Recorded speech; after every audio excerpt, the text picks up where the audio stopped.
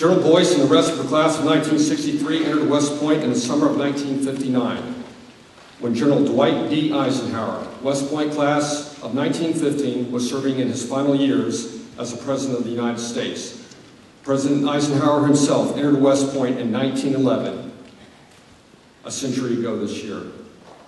I think that gives special meaning to the phrase and the companion piece to our beloved alma mater, the famous West Point hymn, The Core, written in 1902 by the late Bishop H.S. Shipman.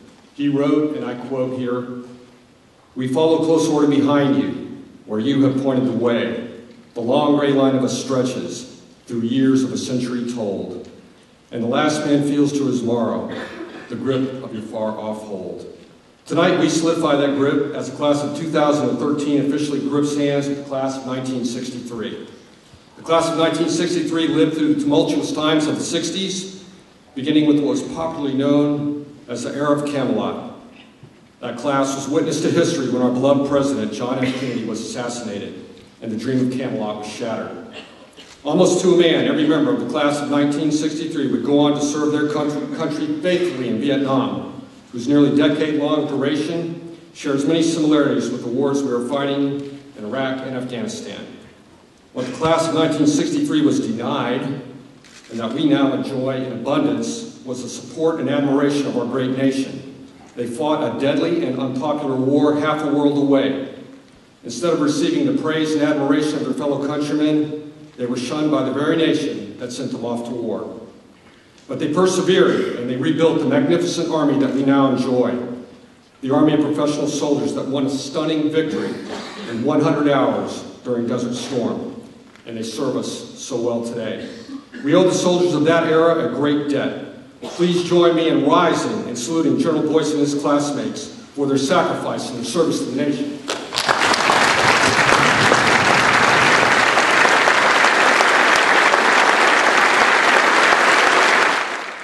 Thank you very much. General Huntoon, General Trainer, General Browson, General and Mrs. Martin, Master Sergeant Major Burnett, distinguished leaders in the class of 1963, distinguished leaders at West Point, and distinguished members of the class of 2013. It's a great day to be a soldier.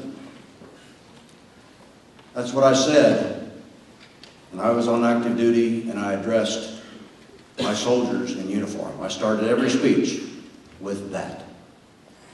I didn't start that speech when I addressed civilian audiences. Only when I talked to soldiers did I say it's a great day to be a soldier. Because it is. Civilians might not understand that.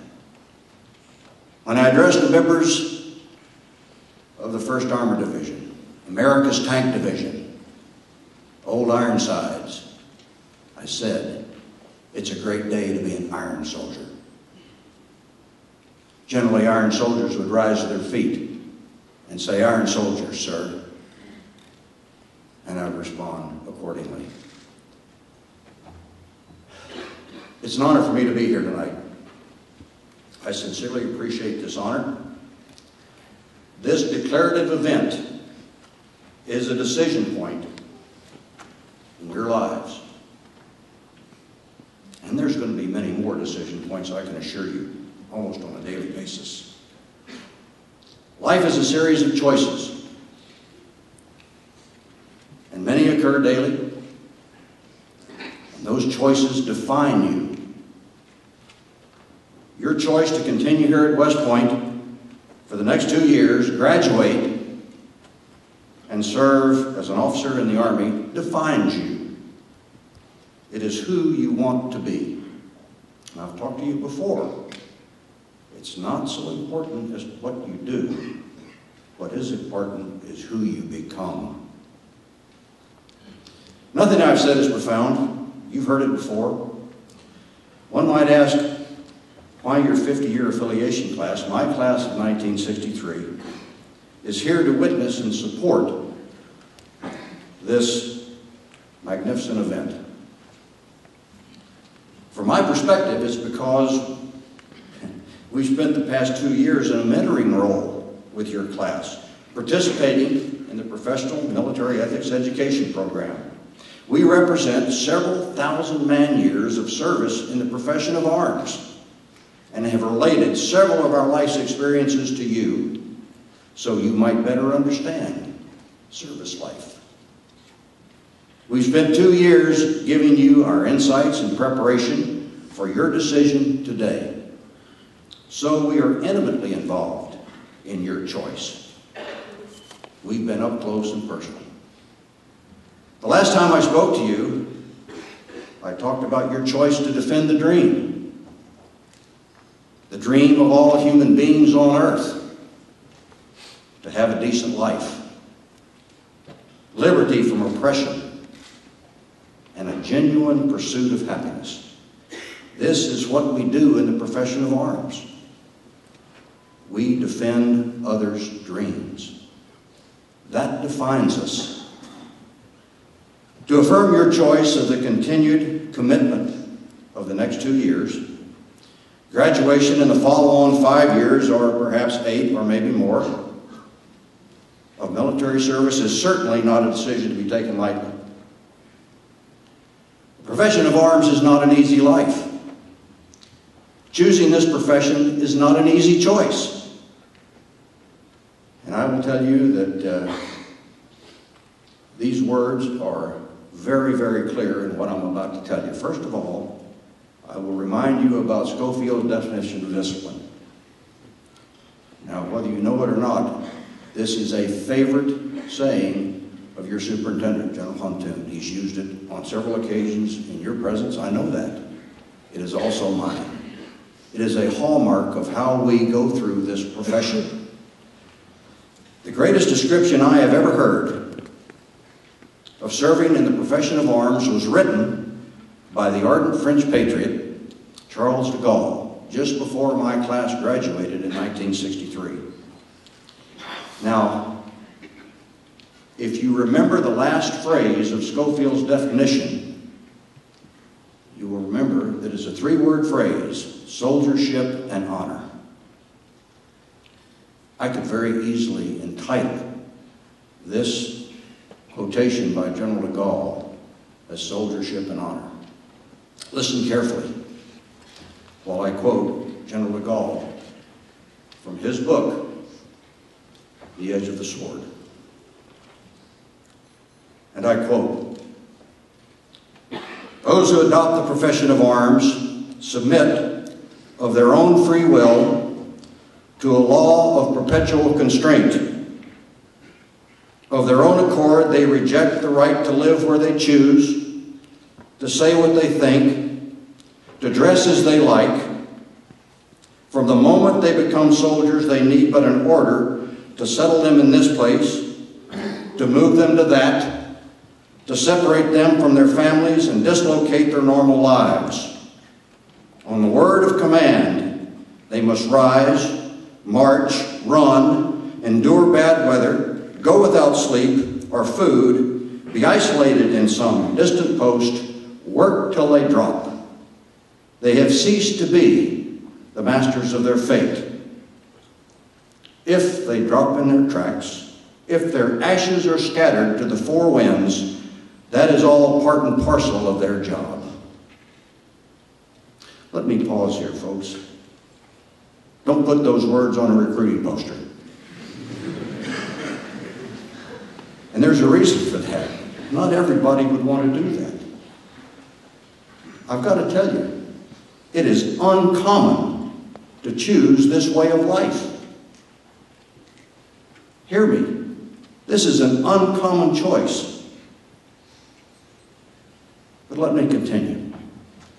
Since the beginning of time, armies have found in this life of drudgery, this vocation of sacrifice, their meaning and their joy. Unaided, they plow a field and sow a crop, which others will reap. But how is it possible to live in a world apart, to serve an ideal which is unlike that of other people, without feeling differently? without thinking differently from those who belong to an almost alien community, without having a special scale of values and relationships. The existence of an armed force within the nation is inconceivable without the corollary of a special code of behavior which holds it together and gives it life. Etch that quote in your memory. It's clear to me that all of you possess that code of behavior that will give life and purpose to your motto, defending the dream. My classmates here today represent our entire class, living and dead, and confirm to you the validity of the words I just quoted from General de Gaulle. All of us who have made the uncommon choice of serving in the profession of arms confirm those words. Our profession remains strong and respected throughout the world as we live our virtues of duty, honor, and country. To signify your affirmation and our heartfelt affiliation and support, our class has struck a coin for each of you with your class crest and our class crest on one coin, molded together, if you will. And now I would like to present the first coin to Tim Berry, your class president. Tim?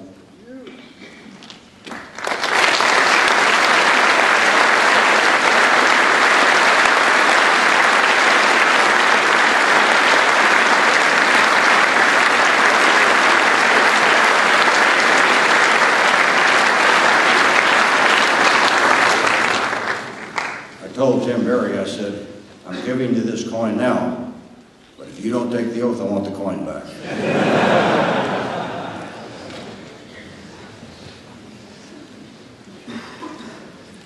As all of you move forward in your decision tonight, know that your affiliation class is solidly bonded to all of you, as is the entire Long Gray Line.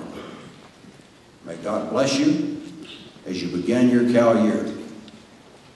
Sir, there are 649 days until graduation. Beat Navy!